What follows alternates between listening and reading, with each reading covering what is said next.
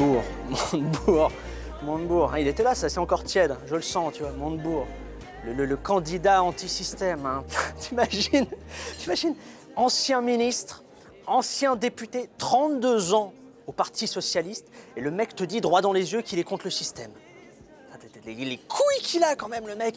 C'est plus un slip qu'il porte, c'est un hamac. Dans 2 semaines, il va nous dire qu'il n'a jamais été au gouvernement. Avec son vrai prénom, c'est Sylvie.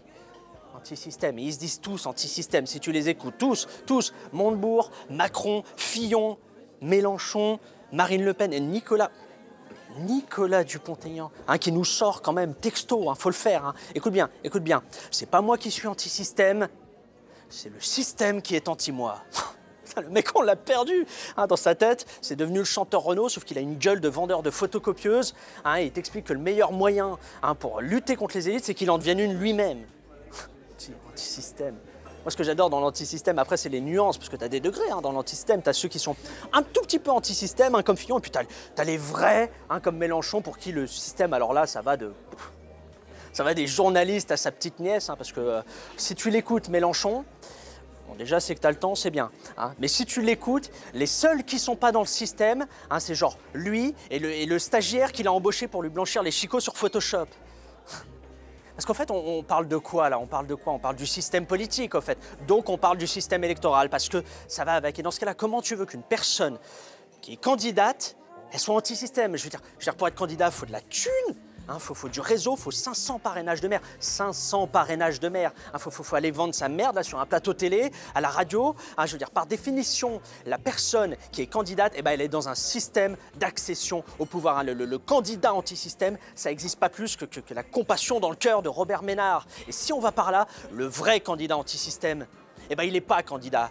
Il vit dans la forêt de Brocéliande, il bouffe des cailloux, et son meilleur pote, c'est un écureuil qu'il a prénommé Jérôme. Je veux dire, anti-système ou pas, en fait, ça nous arrange tellement d'avoir une élite politique en charge des affaires. Parce que comme ça, premièrement, on n'a pas à faire le boulot, on peut faire autre chose de nos vies, ça c'est cool. Et puis quand le boulot il est mal fait, parce que oui, c'est vrai, le boulot il est mal fait, on a juste à se plaindre, comme ça, le cul vissé sur son canapé, en disant que tout ça, c'est de la faute des autres, tout en continuant à se gratter les couilles devant Hanouna. Mais qu'est-ce qu'on peut faire alors? J'en sais rien. Qu'est-ce que tu veux que je te dise? Comment? Je sais pas, déjà, sois cohérent 2 minutes, et engage-toi, crée ton parti, va te faire chier à tracter les dimanches matins sur les marchés, et puis fais-toi élire.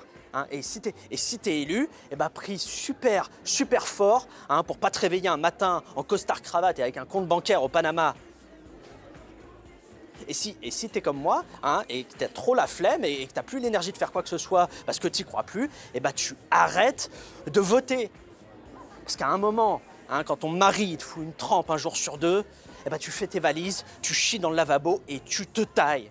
Donc, soit vous avez encore la foi, Mazel Tov, et dans ce cas-là, vous vous engagez vraiment, et autrement qu'en foutant un papier minable dans une urne, soit vous arrêtez de vous plaindre, et vous vous occupez des choses que vous pouvez vraiment changer, c'est-à-dire en gros l'éducation de vos gosses, la déco de votre salon, et la marque de whisky avec laquelle vous avez coupé votre putain de Lexomil.